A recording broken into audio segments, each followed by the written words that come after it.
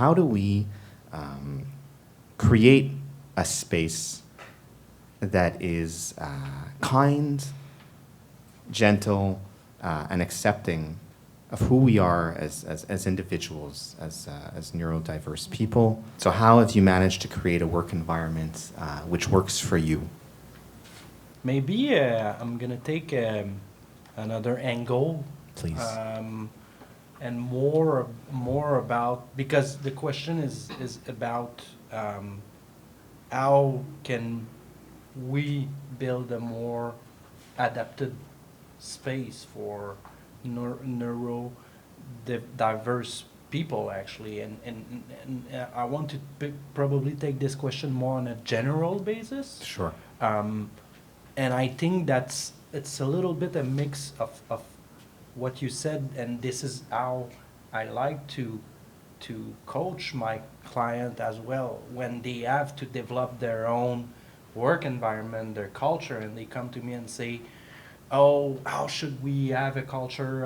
And like it all comes to values and a lot of things, but as well there's a lot of things that you need to make sure before they onboard people in the company, before it's too late, before there's kind of this mentality that you didn't brought up before they hire a bunch of people, where it's accepted to do things that are not necessarily accepted by everyone, actually. And I think what is important is, and I'm gonna take triangle in a way, actually, is to adapt the environment for the people that are here and be sure that you build an inclusive work environment, but also to focus on strength, actually. And without people having to disclose their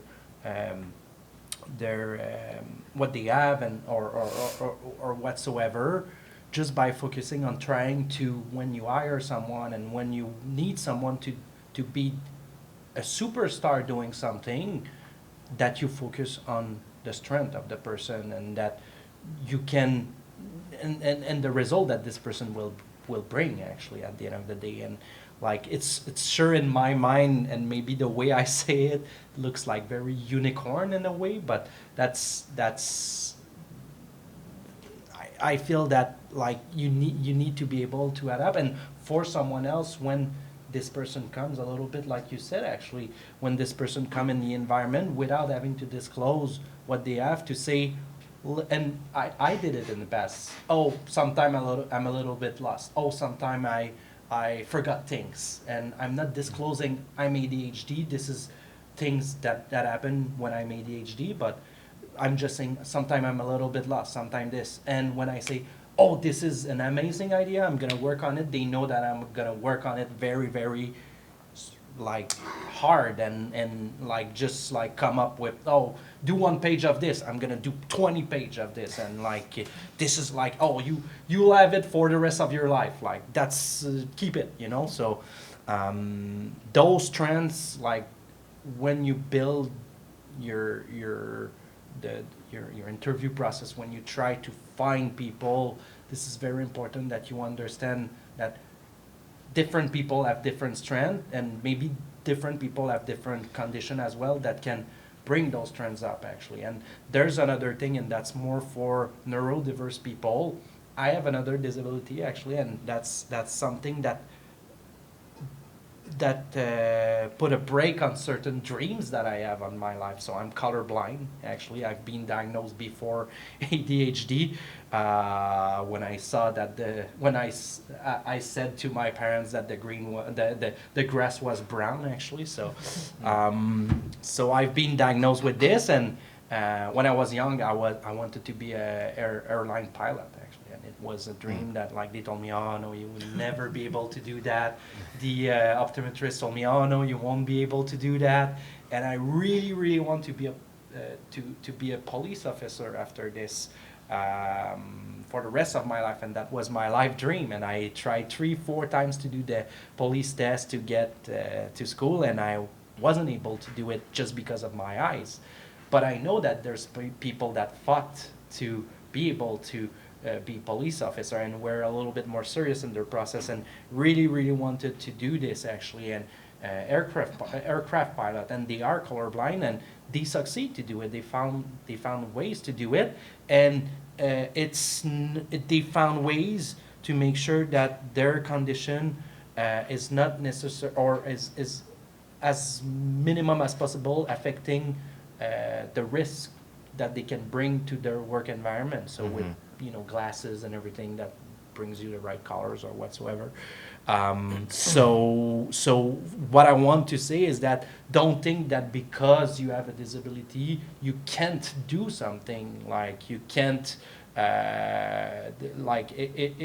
you can do public speaking, you can't do things that require a lot of concentration on something. Let's say on my condition, it's not necessarily true. If you want to do it, just do it, and just know your strength, and you know your weaknesses, and know how to just be able to bring everything into a melting pot, actually. So Yeah. I went two sides, but I really wanted to bring that up, actually. So for someone how to build a work environment, if you're if you have a neurodiversity, you don't have to limit yourself to the work environment, to certain work, actually, talking about work environment. So, yeah, that's... Can I add on that too? Please. Because I would love if, Oh, yeah, I'm being asked to remind folks that there is a sensory room, and it is just where our friend Jonathan is pointing guiding behind people us. like it's And so if anybody needs to use a sensory room, it is over there on the side in the black door where he has just pointed. Thank you very much. And excuse me, Kelly, please go ahead. Thank you. Yeah. What was I saying? Hold on. Oh, strengths. Okay. If workplaces could focus on strengths, I mean, we look at a lot of some of the work that I do is looking at job postings, right? And there'll be a job posting for a reception desk, right? And it will say, have to be good answering the phone or whatever. And then it will have something like must be able to lift 70 pounds. Well, why? Why does the poor receptionist have to lift 70 pounds? Mm. So I understand mail comes to the reception, but why does it have to be in this person's specific job description? And let's say they're really good at they have lots of experience being receptionists. Now the only thing that they can't do is lift 70 pounds. Why is that in the description? Right? Why are we not focusing on the important parts? Because let's say, how often does a 70-pound package arrive at the reception desk at your work? I mean, I don't know, depending on what kind of job you have, but let's just look at the likelihood of this happening.